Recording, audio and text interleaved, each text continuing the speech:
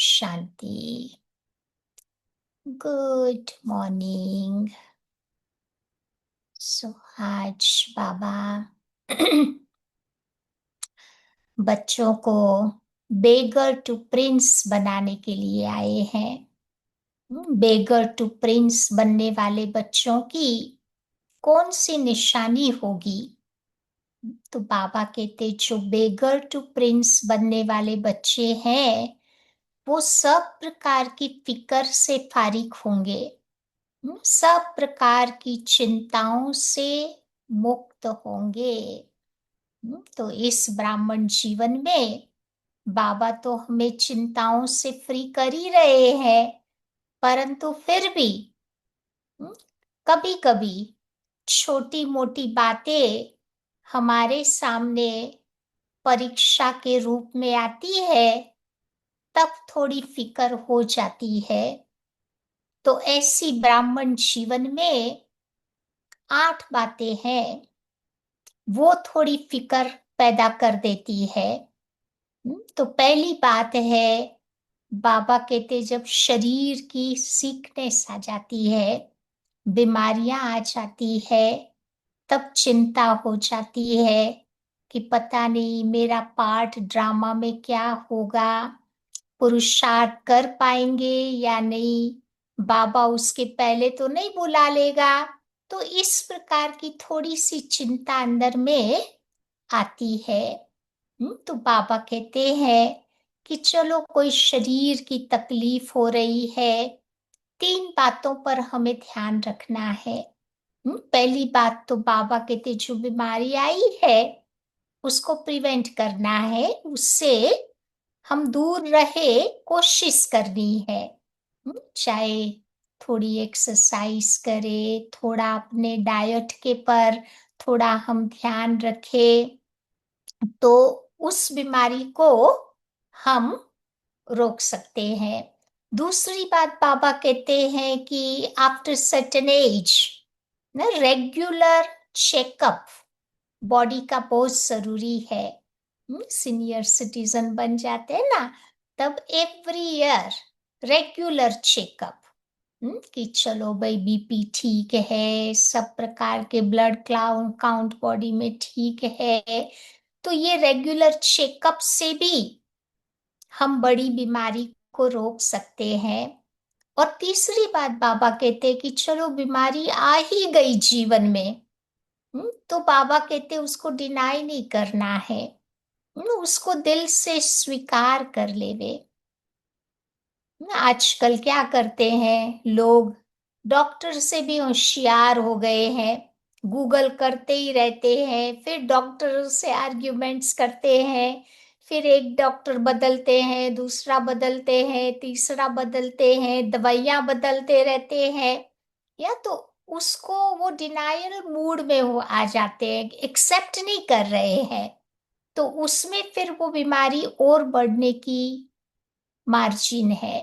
तो इसीलिए बाबा कहते चलो बीमारी आई गई तो उसको एक्सेप्ट करके जो डॉक्टर मुझे दवाई दे रहा है, पहले मुझे डॉक्टर में वो फेथ बिल्डअप करना पड़ेगा, फिर वो दवाई में फेथ बिल्डअप करे कि यही दवाई मेरे को ठीक कर देगी।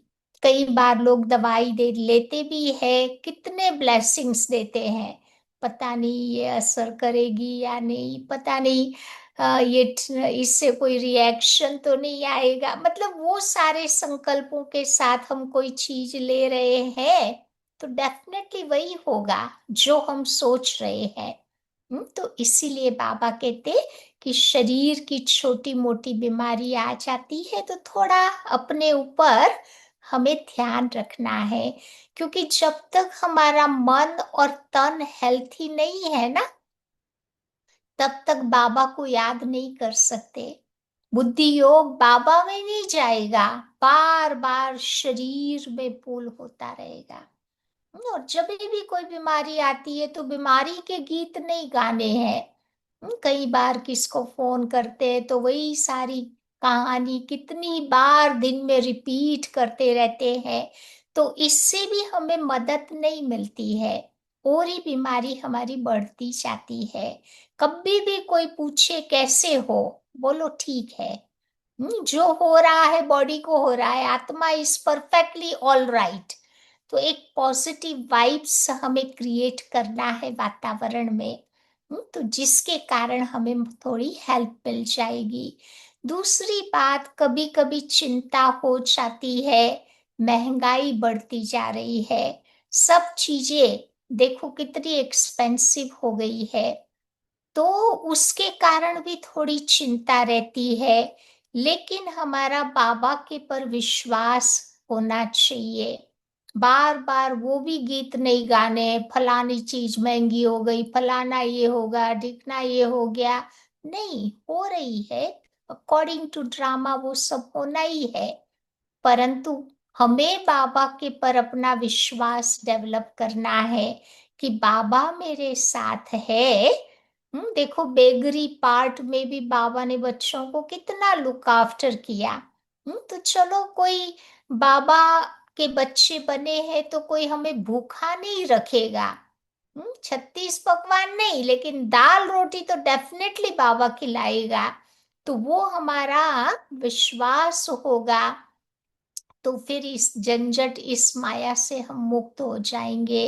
तीसरी बात, कभी कभी शरीर छोड़ने का भी डर लगता है कि पता नहीं अभी शरीर छोड़ा, जाके बच्चा बनेंगे, वो बच्चा कब बड़ा हो, कब पुरुषार्थ होएगा। तो बाबा कहते वो भी नहीं सोचो ना, जो जो भी टाइम बाबा ने हमें दिया है उसमें मुझे उस टाइम को सफल कर लेना है।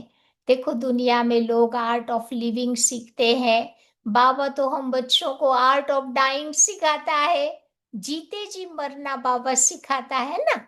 तो उस आर्ट को हम सीख करके अपने, बाबा कहते मौत के पर भी विजय पाने वाले मृत्युंजय बन जाना है। फिर बाबा कहते कभी कभी क्या होता है कि वो वरी आ जाती है हिसाब किताब की, क्योंकि संगम युग में कितनी आत्माओं के साथ हमारे हिसाब किताब बने हुए हैं, और वही आत्माएं आती है हमारे सामने उसको चुकतू करने के लिए। हम्म, तो बाबा कहते हैं कि कैसे हमारे हिसाब किताब चुकतू होंगे। चलो कोई जन्म में हमने उन आत्माओं को कुछ बोल दिया है, कुछ हार्ड टाइम दिया है, तो वही आत्माएं परीक्षा बन करके हमारे सामने आएंगी और आकर के अपना हिसाब किताब चुकतू करेगी। तो यहाँ पर भी बाबा कहते डिस्टर्ब नहीं होना है। जैसे किसी क्या वो डेट होता है ना सिर पर, नहीं देवा लिया हुआ होता है ना, उधार पैसा लिया हुआ होता है, तो जब हम चुकतू करते हैं तो हल्केपन का अनुभव होता है, भारीपन नहीं आता है। अगर भारीपन का अनुभव हो रहा है तो हम और ही हिसाब किताब बना रहे हैं। हल्केपन का अनुभव होगा, माना मेरे हिसाब किताब चुकतू हो रहे हैं। तो बाबा कहते ऐसे टाइम पे कभी लोग हिसाब किताब चुकतू करते, कभी प्रकृति करती, कभी बाबा कहते जहाँ रहे हुए हैं वो सिचुएशंस हमारी करती। तो उस समय बाबा कहते हमें 3 काम करने होते हैं अमृत वेला उठ करके। एक तो बाबा कहते हैं कि जो आत्माएं आपको दुख दे रही है, तंग कर रही है, हैरान कर रही है, उन आत्माओं को बाबा के साथ बैठकर हमें गुड विशेस बेचनी है, शुभ भावना, शुभ कामना बेचना है। दूसरी बात, जिन आत्माओं को हमने दुख दिया है, हम्म, उन आत्माओं को भी उस समय याद करो और उनको भी अच्छे वाइब्स भेजो। और तीसरी बात, जो आत्माएं हमें मदद कर रही है, जिन आत्माओं के प्रति ग्रेटिट्यूड की भावना है हमारे प्रति, उन आत्माओं को बाबा कहते दिल से मुझे धन्यवाद करना है। तो ये 3 काम अमृत वेला करेंगे तो हमारे हिसाब किताब जल्दी जल्दी चुकतू हो जाएंगे। नहीं, दूसरी बात बाबा कहते हैं कभी कभी काम का भी, लौकिक जॉब की भी थोड़ी वरी होती है कि पता नहीं रिडंड आजकल तो रिडंडेंसी भी दे रहे हैं ना, लोगों के काम भी छूट रहे हैं। या तो बाबा कहते उस समय मुझे याद रखना है कि बाबा मेरा करण करावनहार है, मैं करनहार हूँ। तो जहां पर भी मेरे लिए अच्छी जगह होगी, बाबा मुझे वहां पर रखेगा, क्योंकि ये हमारा जीवन बाबा के लिए जीवन है। तो बाबा अपने बच्चों को बेस्ट काम देना चाहते हैं।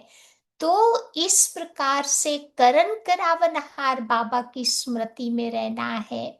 या तो फिर बाबा कहते वो काम का जॉब भी उतर जाएगा। फिर कभी कभी धन की भी चिंता होती है कि क्या होगा। तो बाबा कहते धन की भी चिंता नहीं करो, जो बाबा ने दिया है मुझे अच्छे काम में उसको यूज करना है, बाकी बटोर के क्या करेंगे। अभी इतना टाइम ही नहीं है कि हमारे पोते पोतरे खाए, उतना समय ही नहीं है, किसके लिए हमें इकट्ठा करना है। देखो इंसान धरती पर आता है, खाली हाथ ही तो आता है। जन्म लेते हैं, कोई और हमें जन्म देता है, या फिर बड़े होते हैं, कोई और हमें शिक्षा देने वाला भी कोई और ही तो होता है। या फिर शादी करते हैं तो भी कोई और होता है, काम करते हैं धन कमाते हैं वो भी किसी और के लिए ही तो करते हैं, परिवार के लिए। या फिर जब जाने का टाइम आता है, या तभी भी आप देखो हमारा फ्यूनरल करने वाला भी कोई और होगा, या जो संपत्ति छोड़ के जाते वो खाने वाले भी कोई और होते हैं। तो कुछ भी तो हमारा नहीं है ना। तो ये बात मुझे अपने आप को याद दिलाते रहना है। या तो फिर धन की चिंता से भी बाबा मुक्त कर देगा। फिर कभी कभी उम्र बढ़ती जाती है तो फिर वो चिंता रहती है कि भाई बुढ़ापे में क्या होगा, भविष्य में क्या होगा। तो बाबा कहते वो चिंता की भी कोई जरूरत नहीं है, क्योंकि इस समय हमने भगवान को अपना कंपेनियन बनाया है। और बाबा मेरा ऐसा कंपेनियन है, कभी हमें अकेला नहीं छोड़ेगा। नहीं, दुनिया के कंपेनियन तो देखो कभी धोखा भी दे देते हैं, कभी जल्दी चले भी जाते हैं भगवान के पास, अकेला छोड़ देते हैं। लेकिन बाबा मेरा ऐसा कंपेनियन है, कभी हमें अकेला नहीं छोड़ेगा। घर भी जाएंगे, बाबा के साथ साथ जाएंगे। हम्म, आएंगे, वो अपनी दुनिया में भी बाबा राइट टाइम पर मुझे भेज देगा। हम्म, और आठवीं बात है कि कभी कभी चलो कोई हमें डिफेम कर देता है, कभी कोई सिचुएशन आती है, कोई ग्लानि करता है, कोई खराब शब्द बोलते हैं, तो वो सुनते सुनते भी थोड़ी चिंता हो जाती है। तो बाबा कहते उस समय भी हमें हर सिचुएशन को पॉजिटिव रूप में देखना है ना। जैसे मैं तो हमेशा अपने जीवन में वो हाथी का उदाहरण याद रखती हूँ। देखो हाथी जब आता है तो कितने सारे कुत्ते भौंकना शुरू कर देते हैं।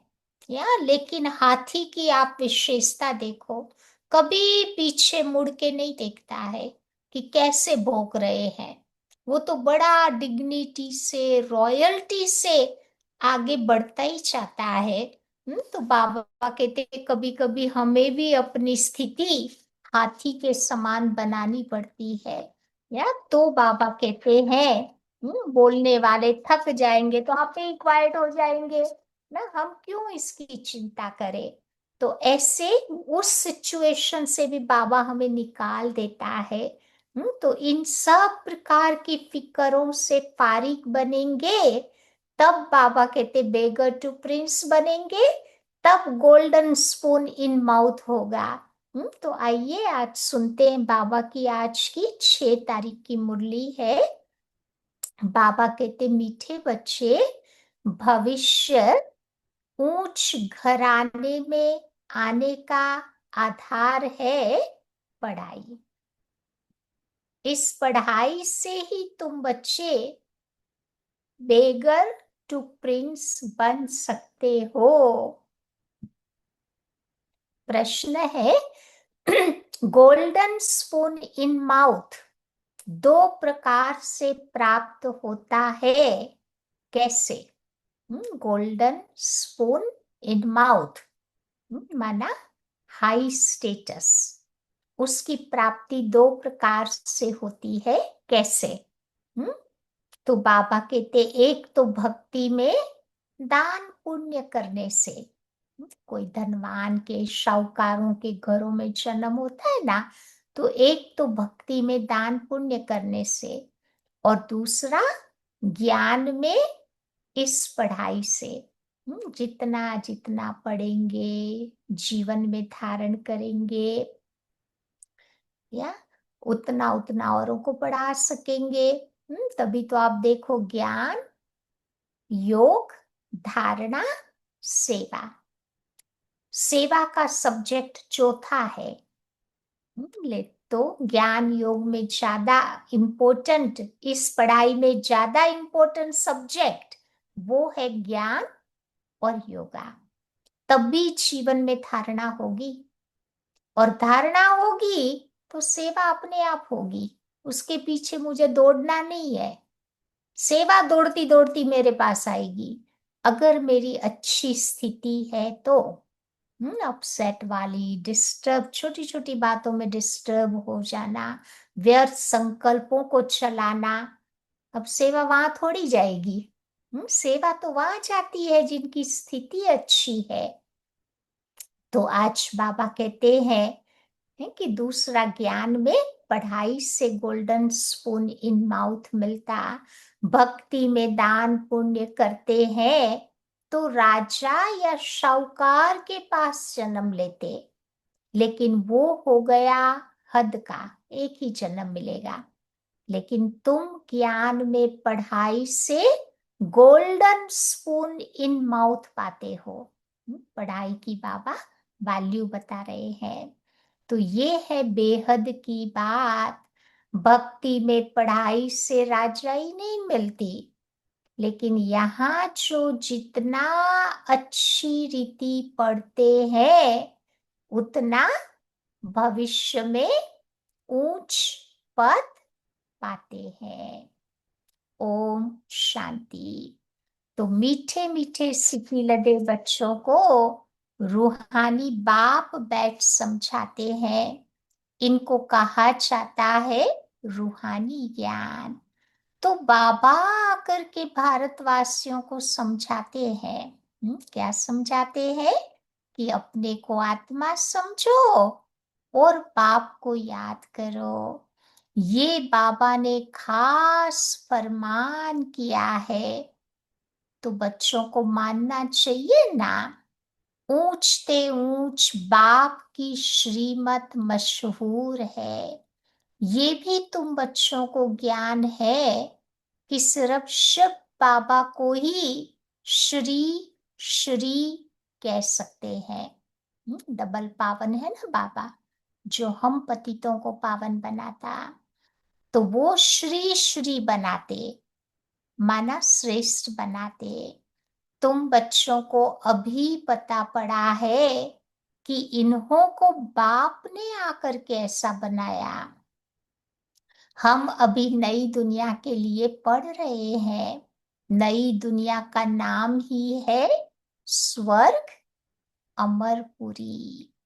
महिमा के लिए नाम तो बहुत है, कहते भी है स्वर्ग और नर्क। फलाना स्वर्गवासी हुआ तो गोया पहले नरकवासी था ना। परंतु मनुष्यों में इतनी समझ नहीं है। स्वर्ग, नर्क, नई दुनिया, पुरानी दुनिया किसको कहा जाता, कुछ भी जानते नहीं। अब बाहर का बपका कितना है।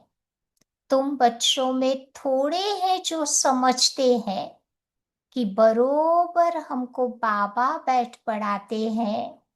हम ये लक्ष्मी नारायण बनने के लिए आए हैं। हम बेगर टू प्रिंस बनेंगे। पहले पहले हम जाकर राजकुमार बनेंगे। तो ये पढ़ाई है ना, जैसे इंजीनियरिंग बैरिस्ट्री आदि पढ़ते हैं, तो बुद्धि में रहता है ना कि हम पढ़ करके घर बनाएंगे, ये करेंगे। हर एक को अपना अपना कर्तव्य स्मृति में तो आता है। लौकिक में भी जो पढ़ते हैं ना, तो पढ़ करके क्या करेंगे, तो सारी बातें उनको याद आती है। तुम बच्चों को जाकर बड़े ऊंच घर में जन्म लेना है।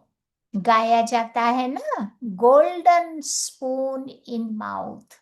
बड़े बड़े घरों में वैसे भी आप देखो, छोटे बच्चों को गोल्डन स्पून से खिलाते पिलाते हैं। तो सतयुग में था golden spoon in mouth. Treta में आते आते सिल्वर स्पून आ गया।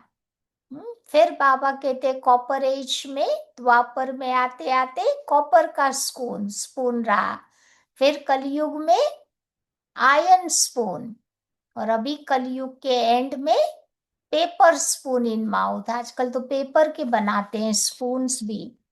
तो बाबा कहते हैं एक तो ज्ञान द्वारा ये गोल्डन स्पून इन माउथ मिल सकता है, और दूसरा, अगर दान पुण्य अच्छी रीति करेंगे तो राजा के पास जाकर जन्म मिलेगा।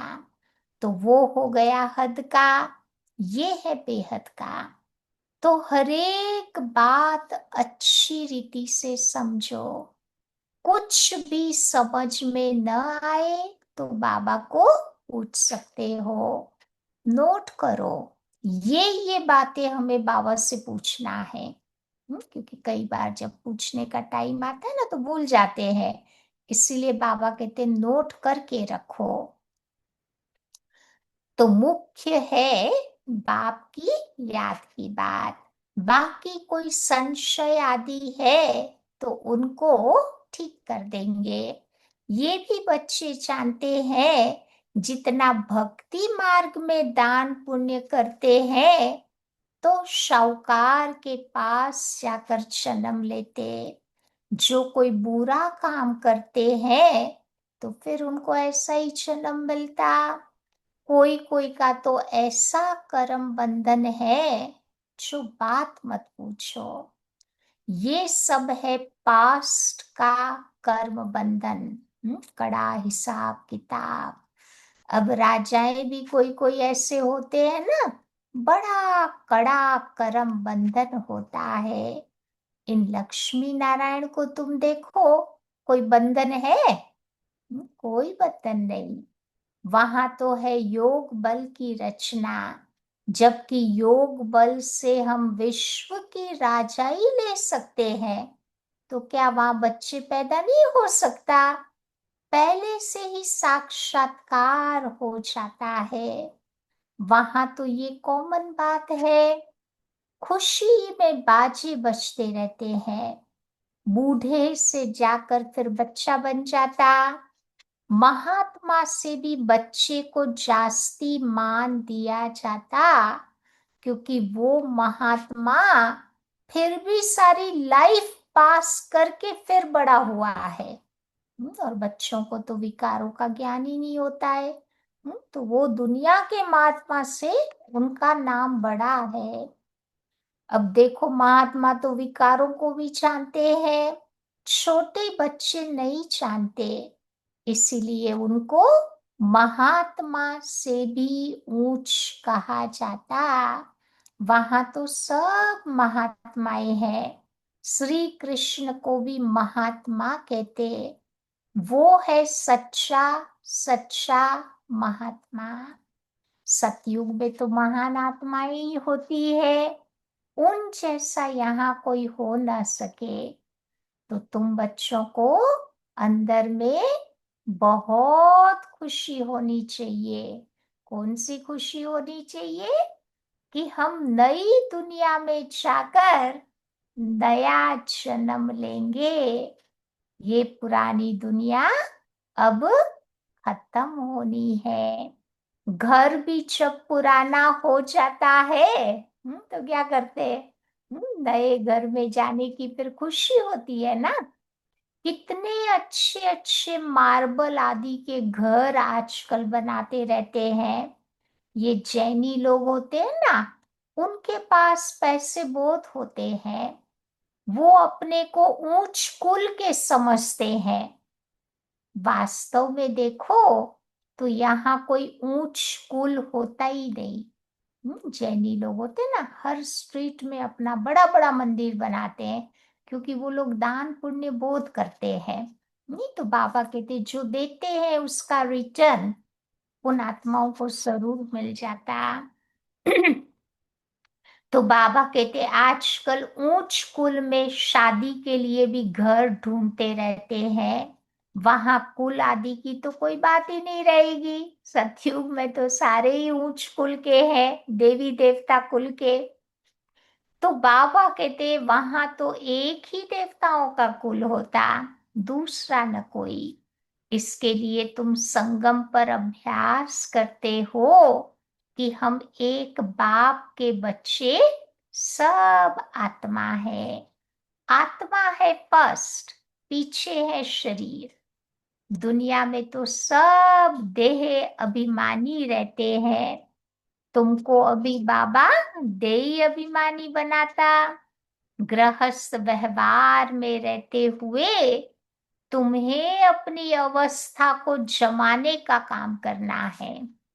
सब कुछ अपनी ड्यूटीज रेस्पॉन्सिबिलिटी संभालते हुए हमारी स्थिति बढ़िया रहनी चाहिए। देखो बाबा के कितने बच्चे हैं, बाबा का कितना बड़ा गृहस्थ है। हम्म, आप लोगों के घरों में दो चार होंगे या, लेकिन बाबा का तो कितना बड़ा फैमिली है, कितने सारे बाबा के बच्चे हैं। तो बाबा को कितने ख्याल रहते होंगे। इनको भी मेहनत तो करनी पड़ती है ना। बाबा भी कितनी सारी आत्माओं से डील करते थे। कोई एक बच्चा नहीं था, कितने तंग करने वाले भी थे। कितने बाबा के थे रोड़ा डालने वाले भी थे बाबा के कार्य में। लेकिन फिर भी बाबा ने ध्यान रखा, मेहनत की। अब मैं कोई सन्यासी तो नहीं हूं ना, बाप ने इनमें प्रवेश किया है। ब्रह्मा विष्णु शंकर का भी तो चित्र है ना।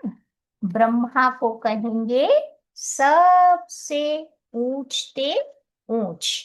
ब्रह्मा की पोजीशन देवताओं से भी ऊंची है। क्योंकि बाबा कहते ब्राह्मण ही तो देवताओं को जन्म देते हैं ना। तो बाबा कहते ब्रह्मा को छोड़ वो किस में आएगा। ब्रह्मा कोई नया पैदा नहीं होता। देखते हो ना कि बाबा आकर सबसे पहले इनको कैसे अडॉप्ट करते हैं। तुम बच्चे भी कैसे ब्राह्मण बनते हो, इन बातों को तुम ही जानो, और कोई क्या जाने।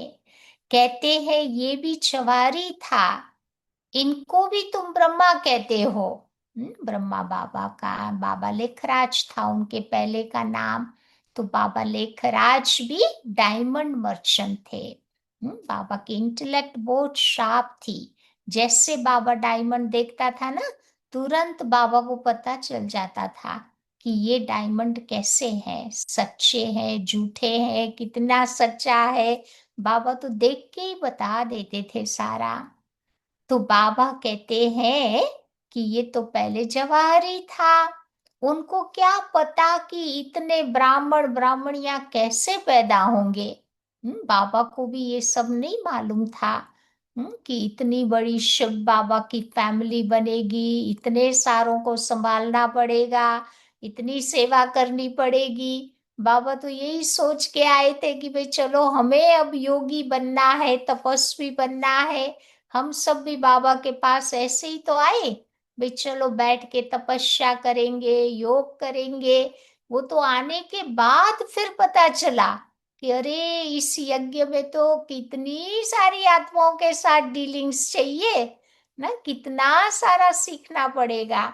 अब हम लोगों के जमाने में ये थोड़ा था कंप्यूटर, ये वो कुछ भी तो नहीं था ना। हम तो सारा मैन्युअली करते थे। तो धीरे धीरे बाबा ने ये भी सिखाया कि भाई सेवा करनी है तो ये भी सीखना पड़ेगा।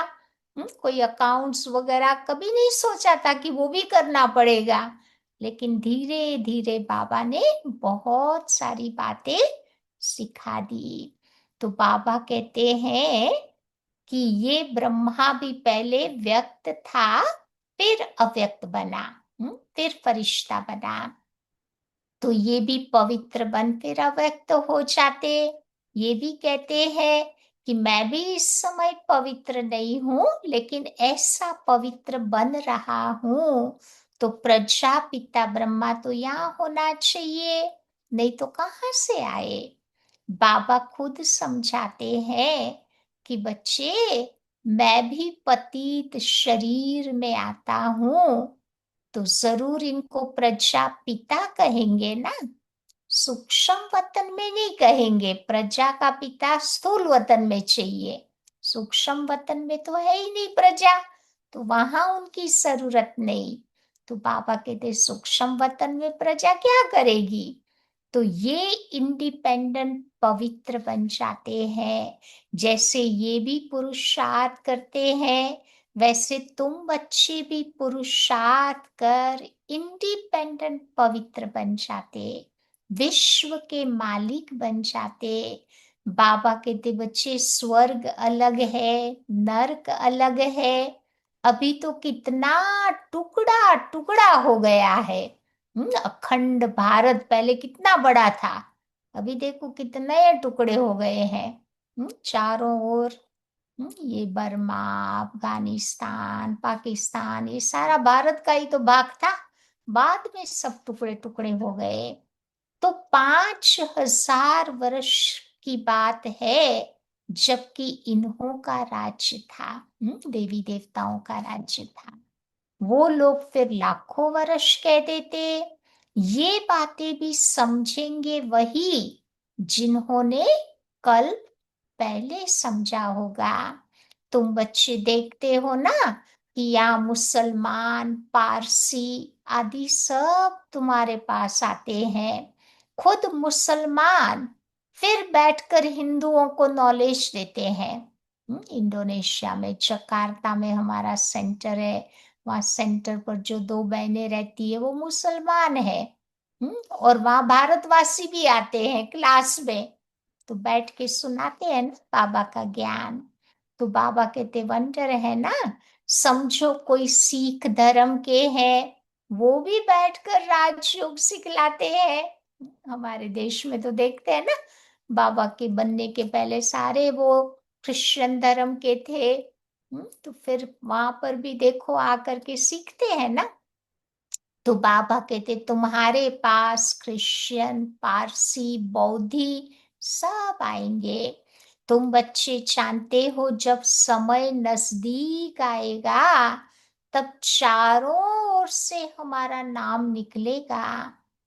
एक ही भाषण तुम करेंगे, ढेर तुम्हारे पास आ जाएंगे। सबको स्मृति आ जाएगी कि हमारा सच्चा सच्चा धर्म ये है। जो हमारे धर्म के होंगे वो तो सब आएंगे, सही ना। लाखों वर्ष की तो बात ही नहीं है। तो बाबा बैठ तुम बच्चों को समझाते हैं कि बच्चे कल तुम देवता थे, अभी फिर देवता बनने के लिए बाप से वर्षा ले रहे हो। तुम सच्चे सच्चे पांडव हो। पांडव अर्थात कल भी बाबा ने बोला पांडव, पांडव अर्थात पंडे, गाइड्स, जो रास्ता बताते हैं, वो है जिस्मानी पंडे। तुम बच्चे हो रूहानी पंडे। तुम अभी बेहद बाबा से पढ़ रहे हो, ये नशा तुमको बहुत होना चाहिए। हम बाबा के पास जाते हैं, जिनसे बेहद का वर्षा मिलता, वो हमारा बाप टीचर भी है।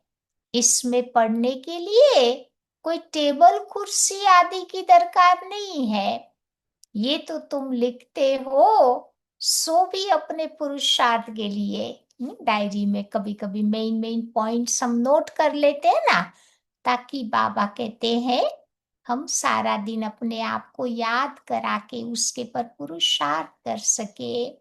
जब बाबा तुमको पत्र लिखने के लिए ये पेंसिल आदि उठाते हैं, तो बच्चे समझते हैं कि शिव बाबा के लाल लाल अक्षर आए आए हैं। बाबा हमेशा बच्चों को पत्र लिखते थे ना, तो लाल पेंसिल यूज करते थे। तो बाबा के वो पत्र देख करके बच्चे खुश हो जाते थे। तो बाबा लिखते हैं कि रूहानी बच्चे बच्चे भी समझते हैं कि ये हमारा रूहानी बाबा है, वो बहुत ऊंचते ऊंच है, तो उनकी मत पर चलना है ना। बाबा कहते यही विकार तुम्हें आदि मध्य अंत दुख देने वाले हैं, उस भूत के वशीभूत अब मत हो। बुलाते भी है कि हे पतित पावन, तुम बच्चों को अभी बड़ी ताकत मिलती है। कौन सी ताकत मिलती है? राज्य करने की। जो तुम्हारा राज्य कोई जीत नहीं पाएगा। आधा साइकिल की तो गारंटी है। हमारे राज्य में कोई, बाबा कहते हैं, आकर हमें जीत नहीं पाएगा। तुम कितने सुखी बन जाते हो। तो इस पढ़ाई पर बच्चों को कितना अटेंशन देना चाहिए। हमको बादशाही मिलती है, तो तुम जानते हो हम क्या से क्या बन रहे हैं। भगवानुवाच भी है ना, मैं तुमको आकर राजयोग सिखलाता हूँ, राजाओं का भी राजा बनाता हूँ। अब भगवान किसको कहा जाता, ये भी किसी को पता नहीं है। आत्मा पुकारती है, ओ बाबा, तो मालूम तो होना चाहिए ना कि वो कब और कैसे आएंगे। मनुष्य ही तो ड्रामा के आदि मध्य अंत ड्यूरेशन आदि को जानेंगे ना। जानने से ही तुम देवता बन जाते हो। तो ज्ञान तो है ही सदगति के लिए। इस समय है कलयुग का अंत, सब दुर्गति में है। सतयुग में होती है सदगति। अभी तुम बच्चे जानते हो बाबा आया हुआ है सर्व की सदगति करने, सबको जगाने के लिए। परंतु बाबा कहते कोई कोई घोर अंधियारे में पड़े हैं, उनको ही तो बाबा जगाने आते हैं ना। जो बच्चे घोर नींद से जग जाते हैं, उनके अंदर बहुत खुशी रहती है। अज्ञान रूपी नींद से जब जग जाते हैं, तब बहुत खुशी रहती है कि हम तो शिव बाबा के बच्चे हैं। उनको कोई किस्म का फिक्र नहीं रहता। कोई प्रकार की चिंता उनको नहीं रहती। बाप हमको विश्व का मालिक बनाते हैं। बाबा कहते उस दुनिया में रोने का तो नाम निशान नहीं होता। कोई रोता नहीं है सतयुग में, हाफ साइकिल तक नहीं रोएंगे। इवन द्वापर में भी नहीं रोते, क्योंकि एक की भक्ति करते थे, उस भक्ति में शक्ति थी। खाली कलयुग के थोड़े जन्म ही मन का और तन का दो प्रकार का रोना होता है, वो शुरू होता। तो बाबा कहते बच्चे ये तो है ही रोने की दुनिया, और वो है हर्षित रहने की दुनिया। उन्हों के चित्र देखो कैसे शोभनीक हंसमुख बताते हैं। देवी देवताओं के चित्र देखेंगे ना, कितने बढ़िया ब्यूटीफुल और हंसमुख होते हैं। वो फीचर्स यहाँ पर निकाल नहीं सकते। जो सतयुग में है एग्जैक्ट ऐसे नहीं बता सकते। बुद्धि से समझते हैं कि इन जैसे पिक्चर्स देखने में आते हैं। तो तुम मीठे मीठे बच्चों को अभी स्मृति आई है कि भविष्य में अमरपुरी के हम जाकर प्रिंस बनेंगे। इस मृत्यु लोक को आग लगनी है। सिविल वॉर में भी एक दो को मारते कैसे हैं, किसको हम मारते हैं वो भी पता नहीं पड़ता। एक दो का खून करते हैं ना, पता नहीं पड़ता। देखो कोई अज्ञात व्यक्ति है पाकिस्तान में भी, सारे आतंकियों को ढेर कर रहा है, कोई को नहीं पता पड़ता कि वो कौन मार के चला जा रहा है। तो इनडायरेक्टली भारत की वो मदद करता है। तो हाहाकार के बाद जय जयकार होनी है। अभी तुम बच्चे पुरुषार्थी कर रहे हो घर जाने के लिए। भक्ति का कितना फैलाव है। जैसे झाड़ के अनेक पत्ते होते हैं, वैसे भक्ति का भी फैलाव है। बीज है ज्ञान, तो बीज तो छोटा होता, बीज है बाबा, जिससे इस झाड़ की स्थापना, पालना और विनाश होता, ये तुम बच्चे जानते हो।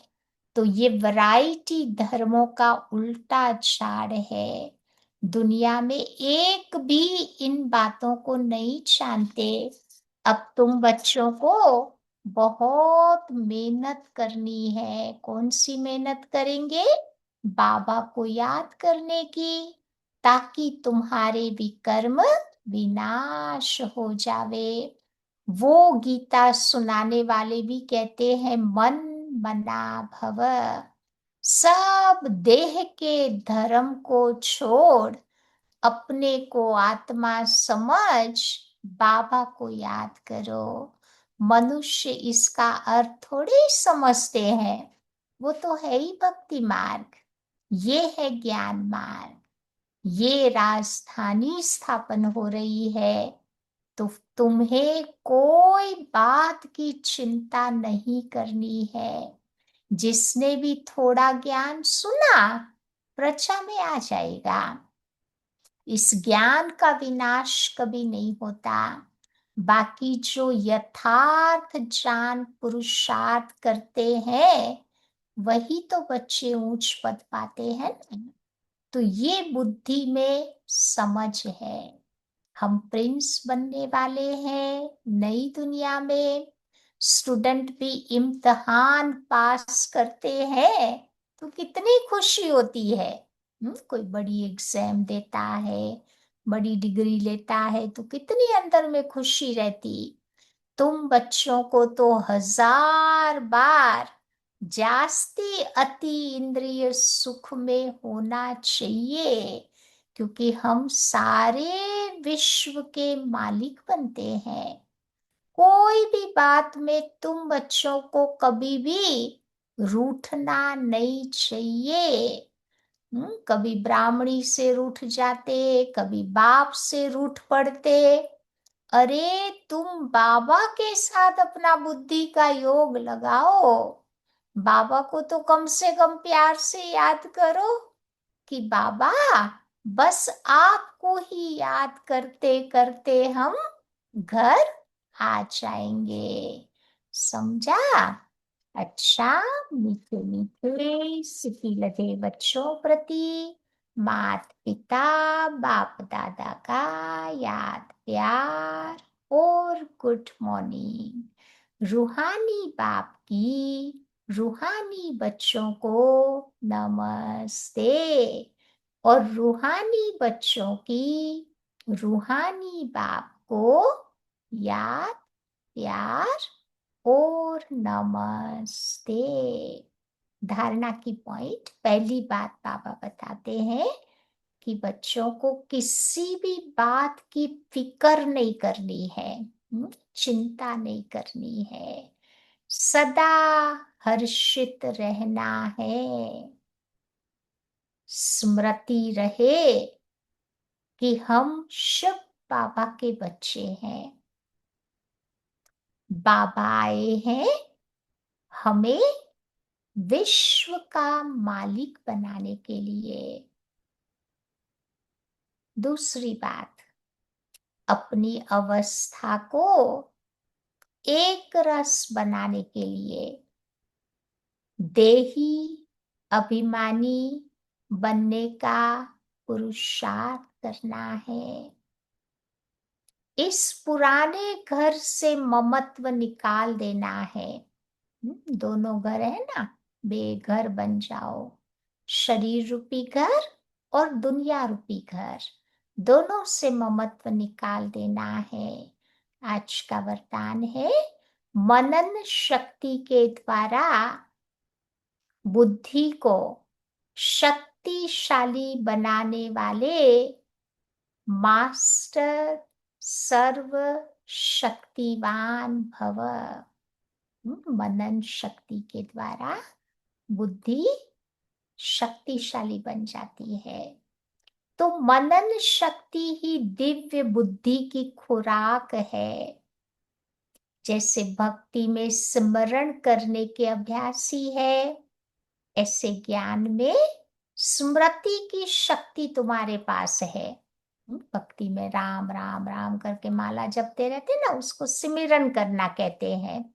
तो ज्ञान में हम अपनी स्मृति को बाबा में लगाते हैं, स्मृति में अच्छी अच्छी बातें लाते हैं।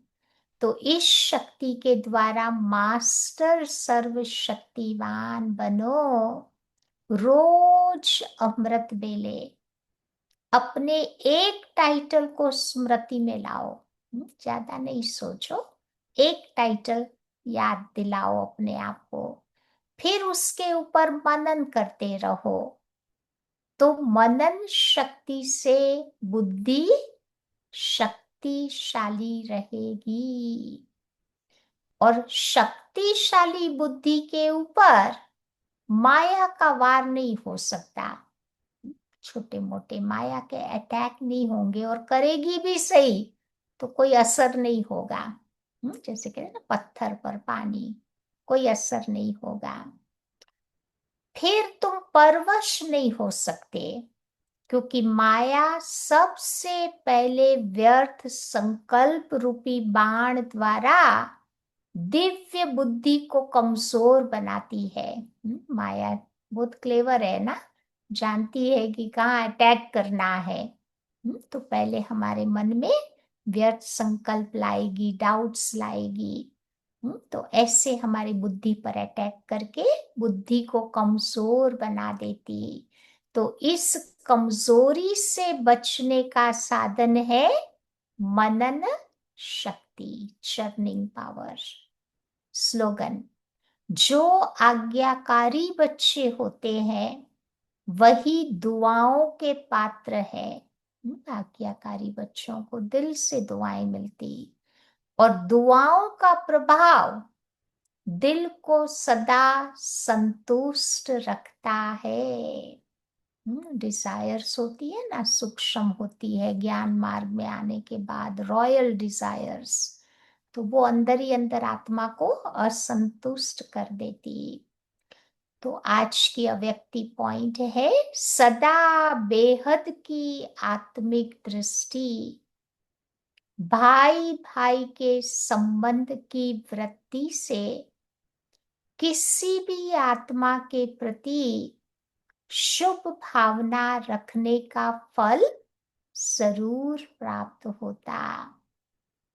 इसीलिए पुरुषार्थ से कभी थको नहीं, दिल शिकस्त भी नहीं बन जाओ, डिसहार्टन भी नहीं होना है। निश्चय बुद्धि हो, मेरेपन के संबंध से न्यारे हो, शांति और शक्ति का सहयोग आत्माओं को देते रहो। निश्चय बुद्धि बन मेरेपन के संबंध से, कि भाई ये मेरा बच्चा, मेरा पति, मेरा ना, तो ये मेरेपन का जो संबंध है उससे भी न्यारे बन जाओ, तो किसी आत्मा को शांति और सहयोग, शक्ति का सहयोग दे सकेंगे। समझा? तो आज क्या याद रखेंगे? फिकर से फारिग रहना है। कोई चिंता हमारे मन बुद्धि को डिस्टर्ब न करे। हम्म, और हमारी अवस्था बढ़िया रहे। तो ऐसे पहले खुद की सेवा करेंगे, तब जाकर अन्य आत्माओं की सेवा कर पाएंगे।